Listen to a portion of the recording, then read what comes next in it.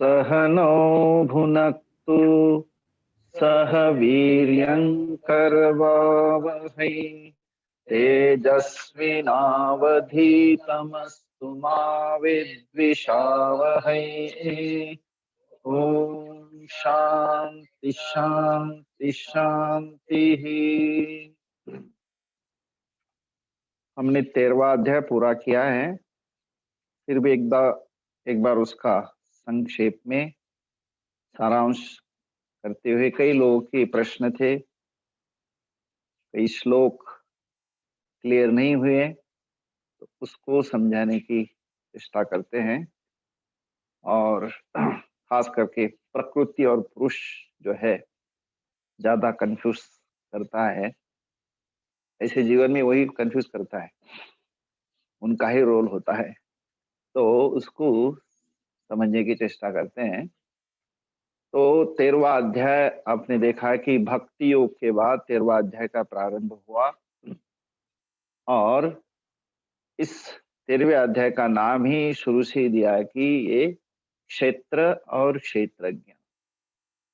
भगवत गीता का पूरा उपदेश हमारे आध्यात्म को जोड़ करके ही है, बाहर की कोई भी चीज उसके अंदर नहीं, अलावा मैं मेरा। तो एक क्षेत्र नाम दिया जिसके अंदर संस्कारों के बीज आरोपित करते हैं हम लोग। जैसे किसान अपने खेतों में बीज डाल करके फसल लेते हैं, वैसे ही हम भी अपनी आगामी फसल की तैयारी करते हैं, और वही मेरा क्षेत्र है, ये शरीर। और इसी शरीर के अंदर कई प्रकार के हम लोग बीज बोते हैं, कर्म करते हैं, और वो कर्म का ही फल मुझे आगे फसल के रूप में प्राप्त होता है, वही कर्मफल कहा जाता है। तो इसलिए पहले ही श्लोक में भगवान ने उपदेश के द्वारा ये प्रारंभ किया है, इदम शरीरम। हे कुंती पुत्र अर्जुन, ये जो शरीर क्षेत्रम इति अभिधीयते, इसको क्षेत्र ऐसा कहा जाता है, पकड़ लेना अच्छी तरह से, है ना। अभिधीयते कहा जाता है। और जो इसको ऐसा समझता है, एतत् यह, एतत् जो लिखा है, एतत् यह वेत्ति, यह व्यक्ति जो जानता है, क्या एतत्, इस शरीर को क्षेत्र समझता है, तम प्राहुः, उसको कहा जाता है तम। क्या कहेंगे उसको? क्षेत्रज्ञः इति। जो क्षेत्र को जानता है वो क्षेत्रज्ञ कहलाता है।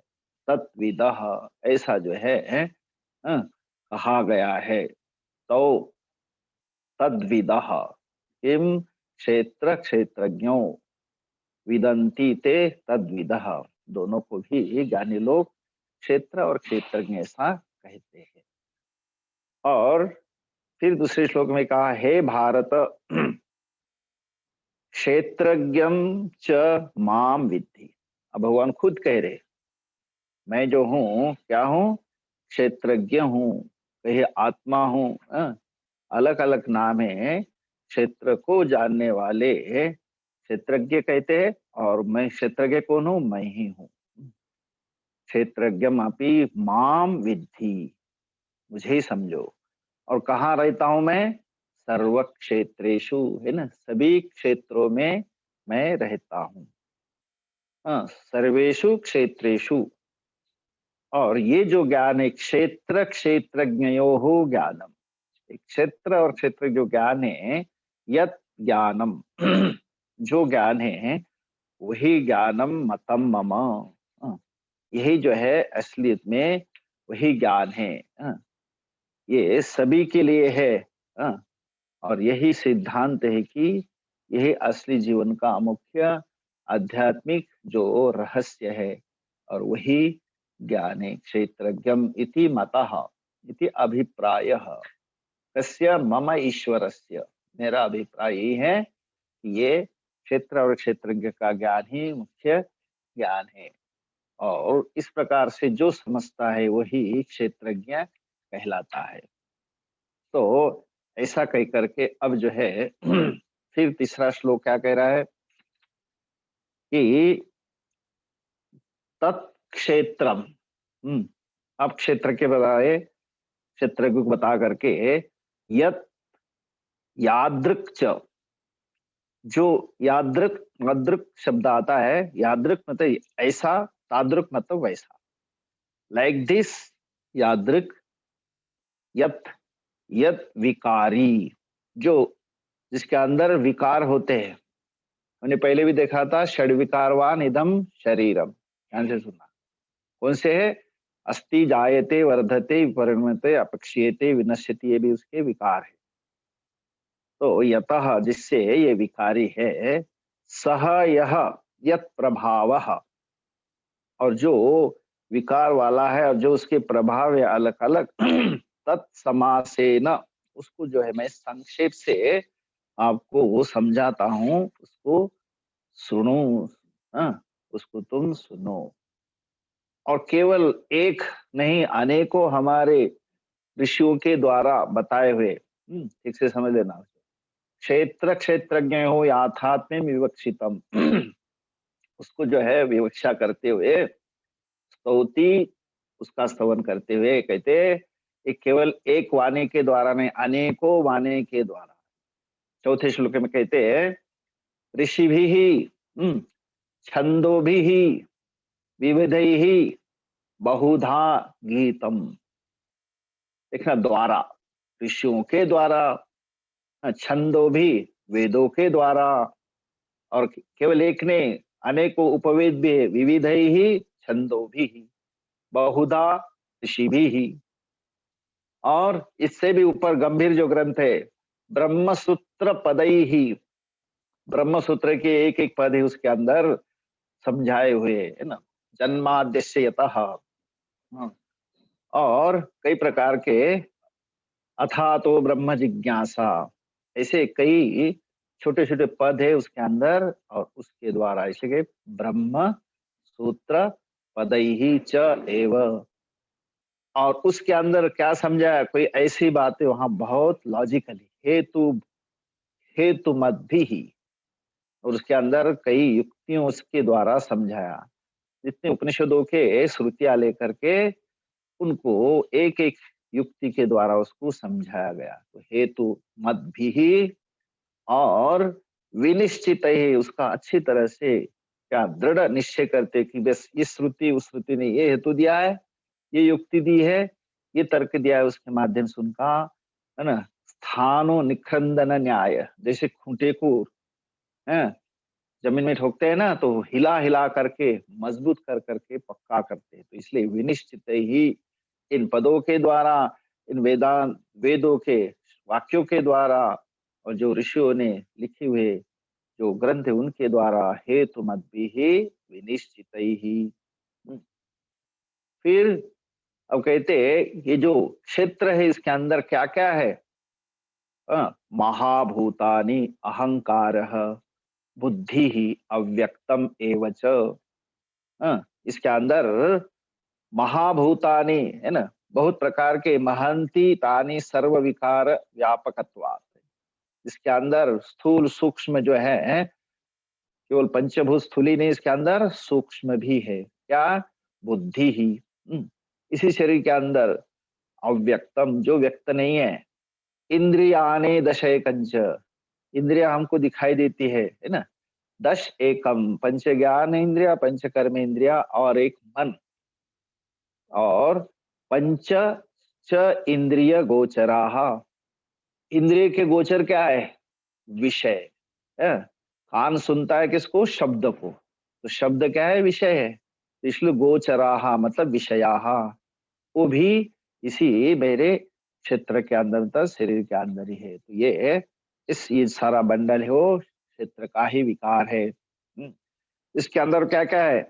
इच्छा, द्वेष, सुखम, दुखम, संघातः च चेतना धृति ही, है ना। इसके अंदर इच्छा आदि जितने सारे मेरे मानसिक विचार है, जो कहीं इच्छा होती है, कहीं द्वेष होता है, उससे फिर इच्छा पूर्ति सुख होता है, इच्छा पूर्ति होती है दुख होता है। संघात है, इनकी जो है समूह के समूह, और उसके अंदर चेतना, कर्तृत्व आदि की चेतना धृति ही, जो धारण करने की शक्ति, एतत् क्षेत्रम, ये सारा क्षेत्र है, और समासेन सविकारम उदाहृतम, समासेन मतलब संक्षेप से, हाँ, सविकार विकार के सहित उदाहृतम को बताया गया। अब इस क्षेत्र को बताने के बाद कहते अगर क्षेत्रज्ञ समझना है तो उसके लिए कहते पहले आप जो है कुछ तो जीवन में मूल्य अर्जित करो। और वो मूल्य क्या है? तो कहते वो भी एक प्रकार का ज्ञान है। इस 7 से लेकर के 10वें श्लोक तक, उसके अंदर उन्होंने बहुत सुंदर 11वें श्लोक तक 20 मूल्य बताए, और उस मूल्यों का नाम ही ज्ञान रखा है। तो कहते ये कहां से लेकर 7वें श्लोक से एक एक अब देखेंगे तो अमानित्वम, अदम्भित्वम, अहिंसा, शांति, आर्जवम, आचार्य उपासनम, शौचम, स्थैर्यम, आत्म विनिग्रह, एक लिस्ट पूरी बताई हमने, देखा है पहले। ये है मूल्य, आपके जीवन में एक साधना है, आपके योग्यता के लिए तैयारी है ना। 8वें में कहा इंद्रिय अर्थेषु वैराग्यम अनहंकार, जिसके अंदर अहंकार रहित, इंद्रियों के अंदर जो विषय है, विषयों के अंदर वैराग्य हो, नहीं तो जीवन उसी के अंदर अटका हुआ रहता है ना। इच्छा हुई, कर्म किया, फिर फल मिला, फिर उसका उपभोग किया, फिर इच्छा हुई, इस प्रकार से करते रहेंगे तो कभी भी उसका अंत नहीं। इसलिए वैराग्य, और किसको लेकर के वैराग्य? जन्म, मृत्यु, जरा, व्याधि, दुख, दोष अनुदर्शनम, ये बार बार उसके प्रति बुद्धि जाए और उसके प्रति अवलोकन करे कि भाई यही जीवन का लक्ष्य नहीं है ना। इसलिए उसके प्रति वैराग्य हो, ये भी एक मूल्यांकन। फिर स्वाभाविक रूप से विषयों के प्रति जब आसक्ति होती है तो फिर आदमी बार बार उसी के अंदर लपटा रहता है, तो इसलिए आसक्ति ही अना विश्वंग, जो विषयों के अंदर अब एक प्रकार की निरासक्ति हो, है ना, उसी के अंदर आदमी ने तो लगा रहता है ना। पुत्र दार गृहादिशु, तो केंद्र कहाँ है, कहाँ अधिक आसक्ति होती है? तो मैं मेरा जो होता है, पिता है तो पुत्र है, पत्नी है, घर है, आदिशु अनेकों, इसके अलावा भी जो केंद्र है मेरे आसक्ति के। और नित्यंच समचित्तत्वम इष्ट अनिष्ट उपपत्तिषु, जीवन में कई प्रकार के प्रसंग आते हैं और परिस्थिति एक जैसी नहीं चलती है ना, कभी नीचे ऊपर होता रहता है, उसके अंदर मेरे मन के अंदर समचित्तत्वम है ना, तो वो समानता बनी रहे, इष्ट हो अनिष्ट हो परिस्थिति हो उसके अंदर, तो ये भी एक मूल्य है जीवन में। हाँ। और फिर कहा कि मेरे अंदर आपकी जो है पूर्ण रूप से क्या भक्ति, हमारा अस्तित्व भाव है, कितना भी अगर जीवन में प्रारब्ध प्रारब्ध के अनुसार अगर हमें कुछ भी झेलना पड़े तो हमारी भक्ति भाव कभी भी हिलना नहीं चाहिए। इसलिए बड़े बड़े भक्तों का उदाहरण दिया जाता है कई बार कि उन्होंने इतने कठिन परिस्थितियों में भी अपने सत्यता को नहीं छोड़ा है। जैसे राजा हरिश्चंद्र की हम देखते हैं, सत्यता के प्रति अपने ही बच्चों का जो शव है उसको अगर स्मशान में उसको भी दहा देना है तो उसको भी कहा कि तुम कुछ ना कुछ उसके लिए क्या उसकी भी फीस दे दो, है ना। तो कहने का मतलब अपनी भक्ति जो है ऐसी अव्यभिचारिणी अनन्य योगेन, और किसमें? मई, मेरे में। और इसके लिए हमेशा जीवन में हम एक हमारे क्या अभ्यास के अनुसार हम लोगों के बीच में ही रहना चाहते, तो कहते लोगों के बीच में हमेशा ही आपकी साधना नहीं हो पाएगी, आपको समय ऐसा निकालना चाहिए कभी कभी अपने आप में रहने के लिए। इसलिए कहते हैं भक्ति के साथ विविक्त देश सेवित्वम, है ना, एकांतवास, विविक्तः स्वभावः संस्कारेण अशुच्यादिभिः, तो विविक्त देश मतलब पवित्र देश में रह करके उसका सेवन करे, विविक्त देश सेवित्वम, अरति ही जन संसदि। रति का अर्थ है आसक्ति, लेकिन जो भीड़ भाड़ है, जहाँ ज्यादा लोगों का संवर्धन है, तो इसलिए जन संसदि अरति ही, जहाँ अधिक से अधिक लोग रहते हैं, है ना, जहाँ पे अरमनम, तो ऐसे भीड़ भाड़ के इन स्थान पे अधिक अपने को नहीं रखना चाहिए, और पवित्र शुद्ध वातावरण में रहने की अपने आप को एक क्या आदत डालनी चाहिए। इसलिए कहा है विविक्त देश सेवित्वम अरति ही जन संसदि। और जीवन में आध्यात्म ज्ञान नित्यत्वम, है ना, तो जो ज्ञान के लिए हमारा जीवन लगा रहता है, लेकिन हम कौन सा ज्ञान प्राप्त करते हैं? हाँ, एक तो ब्रेड बटर का, जो मुझे ब्रेड बटर दिला दे, लेकिन दूसरा कहते हैं अध्यात्म, वो रहेगा जीवन चलाने के लिए, लेकिन साथ साथ जीवन में अध्यात्म नहीं तो सब जो है रुखा ही है। इसलिए अध्यात्म ज्ञान नित्यत्वम, और जरूरी नहीं कि उसमें लगना है, लेकिन नियमित रूप से उसके प्रति, है ना, क्या हो, अध्यात्म के लिए नित्यता हो। और उससे क्या होगा? तत्व ज्ञानार्थ दर्शनम, जो तत्व है, जीवन का निचोड़ है, जीवन का जो मुख्य उद्देश्य है, उस ज्ञान के लिए अपने आप को लगाना, दर्शनम, वो भी एक अपने आप में आप जो है अध्यात्म के साथ उसको प्राप्त कर सकते हैं। तो तत्व ज्ञानार्थ दर्शनम, तो ये सब का सब क्या है, अमानित्वादि से लेकर, हाँ, 7वें श्लोक से लेकर के एतत् ज्ञानम इति प्रोक्तम, ये सारा का सारा ज्ञान है। और ये अगर ऐसा नहीं है तो फिर क्या है? कहते हैं फिर अज्ञानम यत अतः अन्यथा। अगर जीवन में इसके प्रति अगर हम प्रयोग नहीं करेंगे, आप प्रयास नहीं करेंगे, तो बाकी तो फिर अज्ञान है, यहाँ सोना खाना रोना यही जो है, तो वो फिर अतः यत अन्यथा अज्ञानम। तो 7वें श्लोक से यहाँ तक 11वें तक जो बताई चीजें, 20 श्लोक के कीमतें बताई, जो उसको वैल्यू कहते हैं। और इसी के ऊपर स्वामी जी का है किताब है वैल्यूज ऑफ द वैल्यू, है ना, वैल्यू ऑफ द वैल्यूज, है ना, जितने वैल्यूज की हमें कीमत हो जीवन, एक एक चीज जो है हमें जीवन में के अंदर उसको प्राप्त करना है। मनुष्य जीवन में सब ये संभव है, जानवरों के अंदर फिर ये नहीं संभव, इसलिए इस जीवन में इनको हम लोग अच्छी तरह से समझे और अपने जीवन में उतारे। फिर 12वें श्लोक में ज्ञेयम यत् तत् प्रवक्ष्यामि, तो आप अधिकारी होते इन वैल्यू के द्वारा, तो जो जानने योग्य है उसको मैं आपको कहूंगा, प्रवक्ष्यामि। फिर क्या होगा? यत् ज्ञात्वा अमृतम अश्नुते, जिसको जान करके तुम अमर हो जाओगे। फिर पुनः न म्रियते, फिर दोबारा संसार में जन्म मरण के संसार में आने की जरूरत नहीं है। अनादि मत परम ब्रह्म, जो सबसे आदि, उसको अनादि कहते हैं। ऐसा जो ब्रह्म सत न असत इति उच्यते, उसको ना तो सत कह सकते असत कह सकते, क्योंकि ये दोनों से भी पर है, तो इसलिए सत असत न तद उच्यते। और फिर आगे कहा कि वो जो तत्व है, आत्म तत्व जानता है उसको, फिर क्या होता है कि वो फिर आत्मा, उस आत्मा को अपने आप जीवन में अनुभव करता है। किस रूप से? कहते हैं कि उसको अलग से कोई नहीं दिखता है, कि जितनी सारी ये जनता है, जितने सारे स्वरूप है, जो रूप है, वो सारे किसके रूप के हैं? वो तो वही भगवान के रूप है ना। इसलिए 13वें में कहा कि सर्वतः पाणिपादम तत्, सर्वतः अक्षि शिरो मुखम, सर्वतः श्रुतिमत लोके, सर्वम आवृत्य तिष्ठति।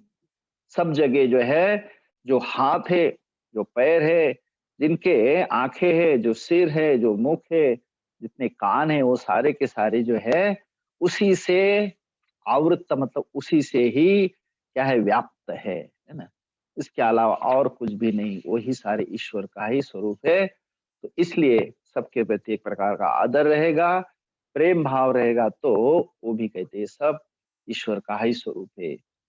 और वो जो तत्व है सर्वेंद्रिय गुणाभासम, 14वें श्लोक में, सर्व इंद्रिय के जो है गुणाभासम, सर्व इंद्रिय विवर्जितम, सारे इंद्रियों के द्वारा जो है गुण आभासम, जो मन बुद्धि, इनके द्वारा जो अंतकरण मेरा, इनके द्वारा जो है ये उस सब के द्वारा गुणों से अवभासितम, जो प्रतीत होने वाला है।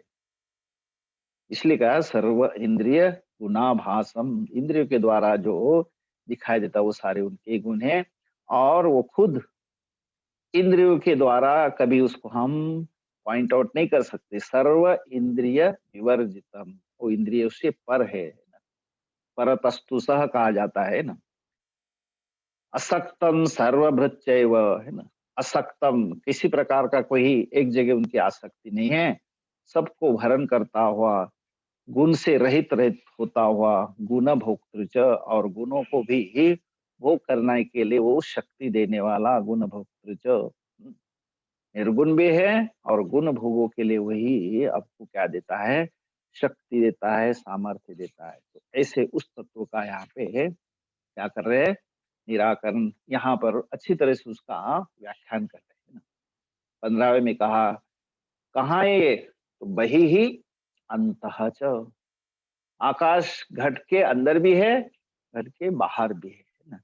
अगर हम किसी घड़े को समुद्र में डालते पानी में, तो पानी कहाँ है, अंतःपूर्ण बहिपूर्ण, घड़े के अंदर भी है बाहर भी। तो इसी प्रकार हमारे ये शरीर सब के सब क्या है, घड़े है, तो उसके बहि ही और अंतः च, किसके, भूतानाम, चरम अचरम च, दोनों जो है चर अचर जितने भूत है उसके अंदर ये बाहर अंदर है।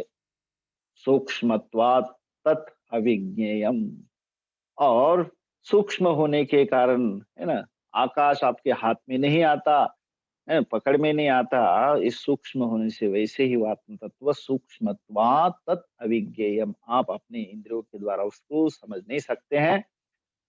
और कई लोगों के लिए बहुत बहुत दूर है, जिसके जीवन में कभी संस्कार ही नहीं है, तो इसलिए कहते हैं उसके लिए तो बहुत दूर है। कि पिछले दिने दी हुई जो वैल्यू हो जीवन में, जब वो कैलकुलेट करेगा, जब जीवन में अपनाएगा, तब जाकर के उसको हो सकता है कि वो कभी प्राप्त करेगा। तो दूरस्थम उस व्यक्ति के लिए जो जीवन में कभी उसके संस्कार ही नहीं रहे। और अंतिके च तत्, और उसके लिए नजदीक है जो पहले से वो क्या है, अधिकारी है, योग्य है। तो भाष्यकार कहते हैं आत्मत्वात् विदुषाम, तो खुद विद्वान जो अपने आप को खुद ही आत्म तत्व मानते थे, उनको अंतिके मतलब समीप है। तो अपनी योग्यता के अनुसार दूर, और अपने योग्यता के अनुसार समीप, ऐसा दूरस्थम च अंतिके च। और सारे भूतों के अंदर जो भूतेषु अविभक्तम, सबके अंदर कैसा है, जैसे आकाश कभी भी अपने आप में विभक्त नहीं है, वैसे आत्म तत्व भी अविभक्तम, बटा हुआ नहीं है, लेकिन विभक्तम इव भूतेषु स्थितम, लेकिन बटा हुआ जैसा स्थित लगता है। जैसे छोटा घड़ा बड़ा घड़ा, उसके अंदर छोटा आकाश बड़ा आकाश, वो विभक्तम इव स्थितम, भूत भर्तृ च तज्ज्ञेयम, भूतों को भरण करने वाला, हाँ, उनकी सृष्टि करने वाला, उनका उनकी स्थिति करने वाला और उनका लय करने वाला, तज्ज्ञेयम, भूत भर्तृ च तज्ज्ञेयम कृष्णु प्रभ विष्णु च, तो विष्णु बन करके उनका भरण करता है, और शिव बन करके उनकी उनका क्या कहते हैं, उनका लय करते हैं। इस प्रकार से वही सबके लिए कारण है। और वो क्या है फिर, ज्योतिषाम अपि तज्ज्योति ही, अगर प्रकाश के रूप में देखेंगे तो सबके लिए वही ज्योति है। मैं जो भी ज्योति देखता हूँ बाहर, उस ज्योति को देखने के लिए, है ना, ज्योतिषाम, जितने सारे प्रकाशमान जो वस्तुएं हैं, तज्ज्योति ही, है ना, उनको देखने के लिए वही ज्योति है। तमसः परम उच्यते, अंधकार से पर मतलब वो अंधकार उसके जीवन में कहीं है ही नहीं, तो तमसः परम, जो अंधकार से भी पर है, अंधकार को अंधकार का कहीं स्थान ही नहीं है, क्योंकि सारा प्रकाश ही है। अब ज्यादा काल के लिए आप सूर्य को देखते हो ना, इतना वहां प्रकाश, क्योंकि सूर्य इतना प्रकाशमान है। हाँ, उस प्रकाश को देखने के लिए भी मेरी आंखें जब तक खुलेगी नहीं, तो आंख सूर्य को भी मैं नहीं देख पाता। तो इसलिए अंततोगत्वा मैं हूं, उस सूर्य को भी देखता हूं। तो सूर्य को तस्य भात्वा सर्वम इदम इभाति, जितने प्रकाश वाले चीजें हैं उनको वही आत्म तत्व के द्वारा ही प्रकाशित किया जाता है। तो इसलिए कहा है ज्योति ही ज्योतिषाम अपि तत् ज्ञेयम ज्ञानम ज्ञानगम्यम हृदि सर्वस्य विष्ठितम, सबके अंदर विराजमान है, लेकिन ज्ञेयम ज्ञानगम्यम। देखना, ज्ञेयम है जानने योग्य, लेकिन कैसे जाना जाता है? ज्ञानम ज्ञेयम। अब यहाँ ज्ञान कौन सा? जैसे अभी किया ना, जो 20 मूल्य बताए हैं अमानित्वादि, वो भी यहाँ पे ज्ञान कहा जाए। तो उन ज्ञान के द्वारा, उन जितने सारे योग्यता के मूल्य, उनके द्वारा ज्ञेयम, उसके द्वारा टू बी नोन, जानने योग्य है। ज्ञान गम्यम, और उन ज्ञान के द्वारा ही जाना जाएगा, बाकी अब दूरबीन से उसको देख नहीं पाएंगे, क्योंकि हृदय सर्वस्य विष्ठितम, सभी के बुद्धि में, हृदय में विराजमान है।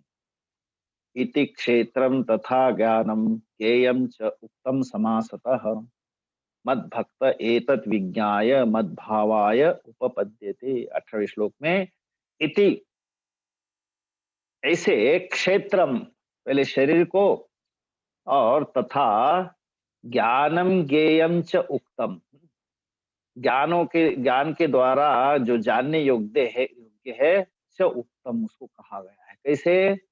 विस्तार से नहीं, समासतः, संक्षेप से। और इसको जानने वाला कौन हो सकता है? मद भक्त, मेरे में जिसकी श्रद्धा है। ये तत् विज्ञाय उसको जानने के लिए मद भावाय उपपद्यते, उसके लिए भाव, श्रद्धा, बहुत पक्का जो है कमिटमेंट चाहिए, नहीं तो नहीं हो सकता है। शास्त्र तो शब्द के रूप में बताता है, और हम अगर नहीं समझेंगे तो कभी भी वो संभव नहीं। एक दृष्टांत देते हैं ना, कि एक व्यक्ति ने एक महात्मा जी के पास जाकर के कहा था कि भगवान मुझे हाँ क्या उपदेश दीजिए। तो महात्मा ने उपदेश दिया, क्या? तुम भगवान हो, तत्वमसि। तो वो आदमी को लगा ये कैसा हो सकता है भाई, इतना आसान? क्योंकि आसान का जो है, जो आसान से कोई बताता ना, उसमें नहीं, आसान कुछ तो डिफिकल्टी होनी चाहिए उसके अंदर। तो उसको लगा मन में कि ये महात्मा जी कुछ ठीक से नहीं जानते। फिर वो वहां से और कहीं गए, या दूसरी जगह जाकर के उसी महात्मा के पास जाकर के थे, महात्मा जी हमें हमको ज्ञान का उपदेश करिए। तो उन्होंने फिर हल कहा, बहुत अच्छा कहे तुम आ गए भाई, तो चलो अपना आश्रम है, वहां पे क्या करो, पहले सेवा करो, है ना। जंगल में जा जा करके लकड़ी बीन के लाओ, हाँ, कंडे बीन के लाओ, हाँ, गायों की सेवा करो, और कई दिनों तक, एक एक नहीं, 3 3 साल तक एक एक सेवा दी उनको। और फिर 15 साल के बाद में जब वो क्या हुआ, इतना सेवा करेंगे तो अपने आप ही उसकी अंतःकरण शुद्धि हो जाएगी। फिर उसके बाद में आकर के कहा, जब कहा कि तुमको जो उपदेश देना था अब आ जाओ। जब जैसे उनको बुलाया, उनको उपदेश दिया, क्या उन्होंने भी क्या किया? तत्वमसि। बोले महात्मा जी, ये तो मुझे पहले ही किसी ने कहा था, और अब तो वही बात मुझे कह रहे हो। तो बोले ये तुमको दंड है, तुमने एक महात्मा के वाक्य के ऊपर क्या किया? संशय किया है ना, श्रद्धा नहीं की। तो उस अश्रद्धा का ये तुम्हारे लिए दंड था कि, और तुम्हारी अपने आप ही जो है क्या हुई, भावना भी, क्यों? आसानी से जब मिलता है ना, उसकी भावना नहीं होती, इसलिए तुम्हारे लिए एक दंड था। और जो पहले तुमको वही कहा था, तुमने नहीं माना है। कहने का मतलब उसके ऊपर बहुत एक भक्ति, श्रद्धा, मद भक्त एतत् विज्ञाय मद भावाय उपपद्यते, उसी को प्राप्त हो सकती जिनके अंदर ये भावना है। और फिर अब यहाँ कहते हैं कि इस चीज को समझने के लिए इसमें अभी दो चीजें हैं। एक, मैं अपने आप को आत्मा नहीं समझ सकता हूँ, लेकिन इसके अंदर कर्तृत्व भोक्तृत्व जो भावना होती है ना, उसके लिए दो चीजें बताते हैं, एक तो प्रकृति और एक पुरुष। ये दोनों के दोनों मेरे जन्म मरण के लिए यही कारण बनते। मैं जन्म लेता हूँ, हाँ, कभी स्त्री का, कभी पुरुष का, कभी जानवरों का, कभी कीड़े पतंग का, ये सारे के सारे मेरे ही अंदर कर्तृत्व जो प्रकृति और पुरुष है, ये दोनों के दोनों उभव आपी विद्धि अनादि। कब से मैं जन्म ले रहा हूँ, मर रहा हूँ, कब कब से मेरा जन्म मरण चल रहा है, तो ये अनादि, उभव आपी अनादि। इसके अंदर हाँ, कभी हम ये नहीं कह सकते तब पहला जन्म मेरा कब हुआ था, नहीं, ये अनादि है। और इसके लिए क्या है कारण, प्रकृति और पुरुष। पुरुष क्या है, जीवात्मा, जो मैं करता हूँ, और ये माया उसको सपोर्ट करती है। तो प्रकृति और पुरुष ये दोनों अनादि है। विकारवान है, विकारान गुणान च विद्धि, है ना, प्रकृति संभवान, ये सारे के सारे जो है प्रकृति मतलब यहाँ पे माया, है ना, जो सारे विश्व को अपने लपेट में लेती है। तो इसलिए ये जीव भी माया के साथ मिल करके, इसलिए जीव और जो माया है उन दोनों को कहा है पुरुष और प्रकृति। और इसी के सारे ये विकार है, जन्म मरण के विकार है, जितने सारे जीवन के अंदर आप प्राप्त करते हो, सुख दुख आदि, है ना। और इसी के लिए विश्व का कार्य करण कर्तृत्व हेतु प्रकृति रुच्यते। जीवन के अंदर कार्य मतलब ये शरीर, और करण उसके अंदर जितने सारे इंद्रिया हैं, मन बुद्धि आदि इंद्रिया, ये सारे के सारे प्रकृति के लिए हेतु, प्रकृति ही हेतु उच्यते, उसके लिए कारण बन जाते। और फिर वही व्यक्ति कर्म करता है, और वो पुरुष फिर जीव क्या होता है, सुख दुखानाम हेतु भोक्तृत्वे, और वो खुद ही कर्म करता है और उसके लिए भोग के लिए कारण बनता है। तो मतलब कारण, है ना, भोक्तृत्वे, क्या भोगता है वो, खुद ही अपने बीजों का जो फसल क्या है, सुख दुखानाम, कभी सुख कभी दुख, इस प्रकार से वो भोक्ता बनता है, किस रूप में, जीव के रूप में। तो ऐसा जो फिर 21 श्लोक में कहा है, पुरुषः प्रकृतिस्थः, जो प्रकृति में स्थित अविद्या लक्षणा कार्य रूप से उसके अंदर जो स्थित कौन है, वो जीवात्मा प्रकृतिस्थ पुरुष, भूंगते मजा लेता है है ना, इसका प्रकृति जान गुणान। फिर हा हा हु अच्छा होता है तो हा हा, और फिर हुआ तो हु है ना।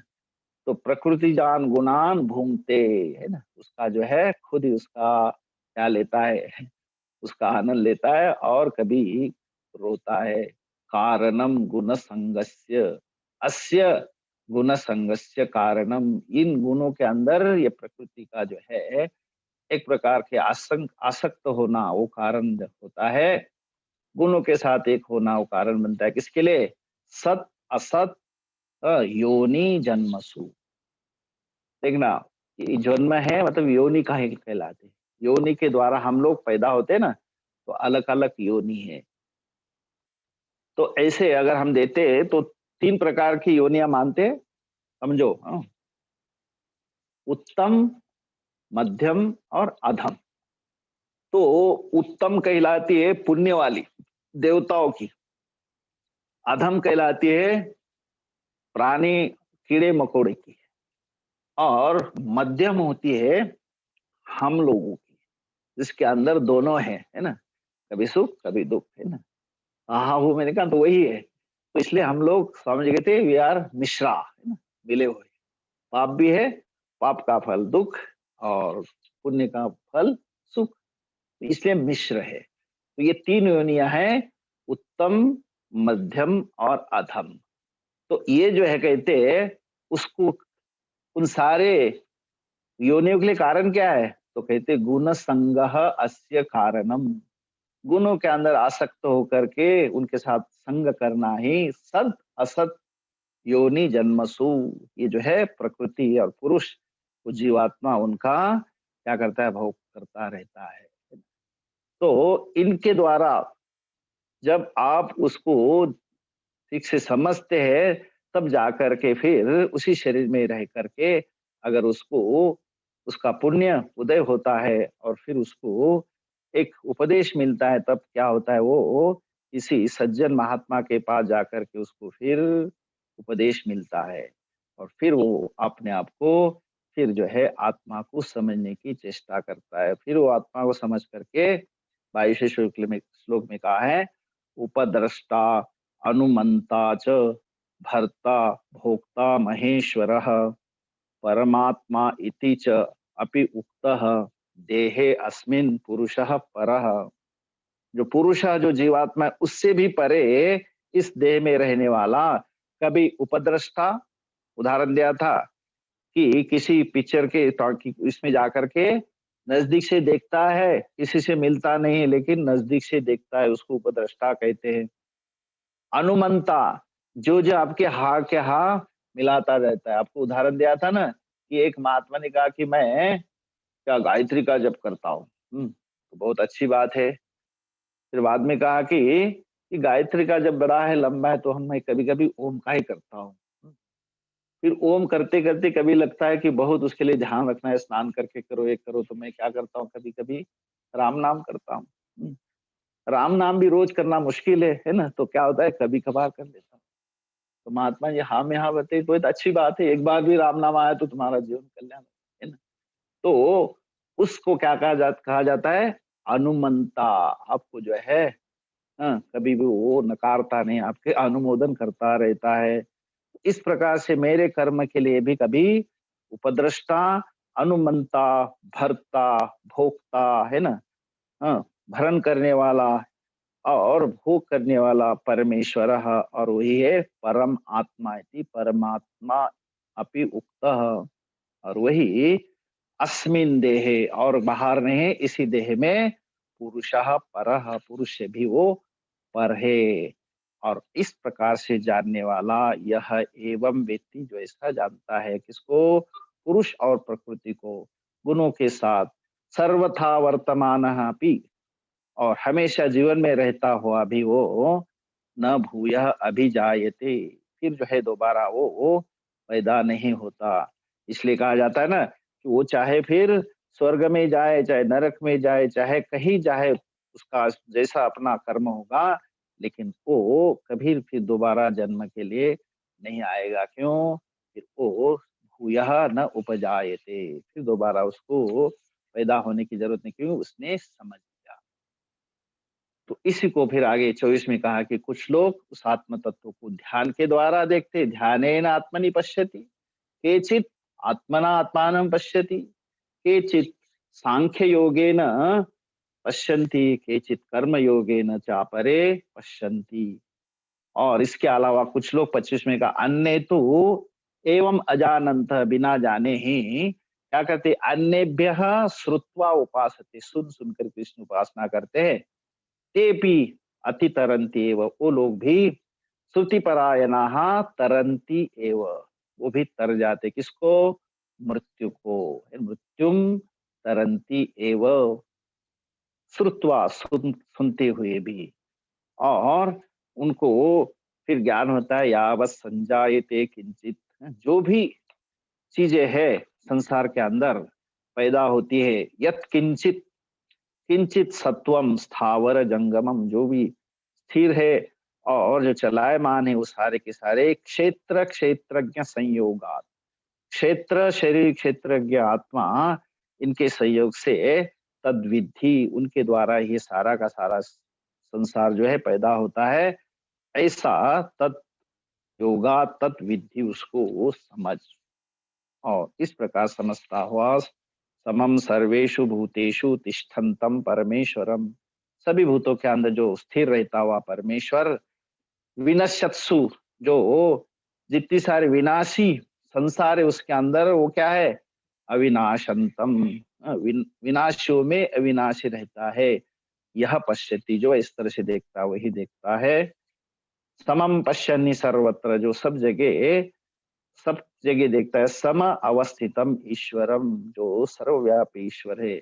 और फिर वो न हिनस्ति आत्मानम आत्मना आत्मानम, फिर वो उसके साथ अन्याय नहीं करता, हिंसा नहीं करता, क्योंकि उसने यथावत जैसा चाहते हैं शास्त्र वैसे समझ लिया है, तो वो पराम गतिम याति।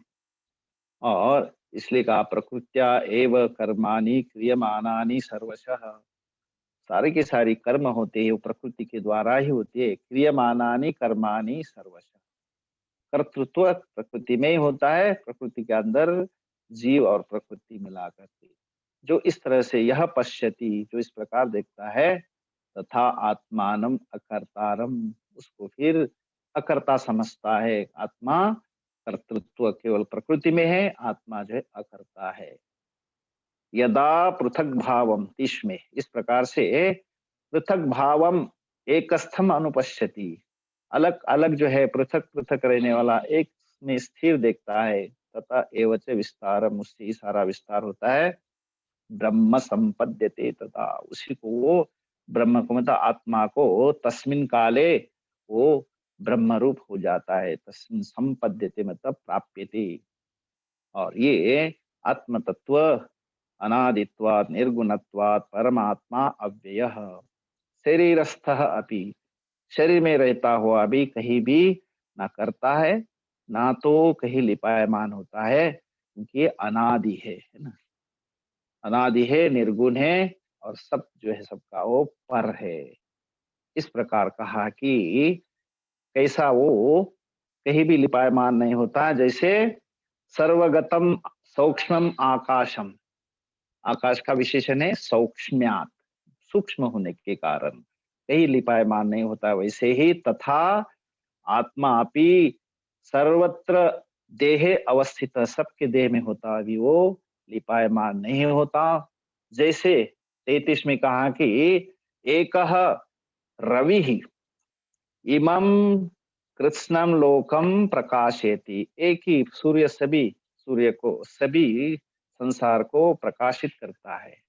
वैसे ही क्षेत्री तथा क्षेत्रीय क्षेत्रज्ञ जो है आत्मा कृत्स्नम क्षेत्रम प्रकाशयति, मेरे सारे शरीर को और संसार के सारे शरीर को वो प्रकाशित करता है भारत। तो इस प्रकार से क्षेत्र और क्षेत्रज्ञ यो अंतरम, इन दोनों का जो है जो दूरी है वो दूर लगते हैं, लेकिन एक ही है। उसको जो समझता है कैसे, ज्ञान चक्षुषा, ज्ञान के द्वारा ही आप उसको समझ सकते हैं।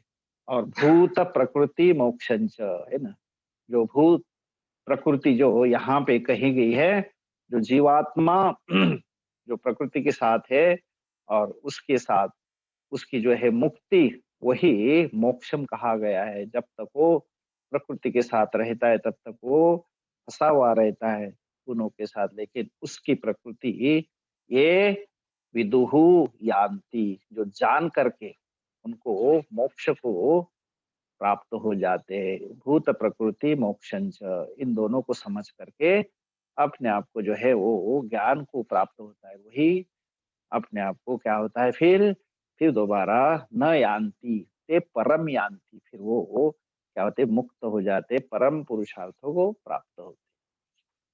ठीक है, तो ये 13वां अध्याय। फिर हम लोग अगले क्लास पे जो है चतुर्दश अध्याय प्रारंभ करेंगे। और आपको एक विशेष सूचना,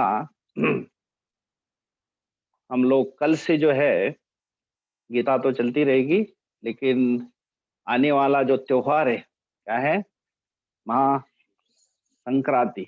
तो संक्रांति के लिए हम लोग सूर्य भगवान की जो पूजा करेंगे, अर्चना करेंगे, उसके लिए आपको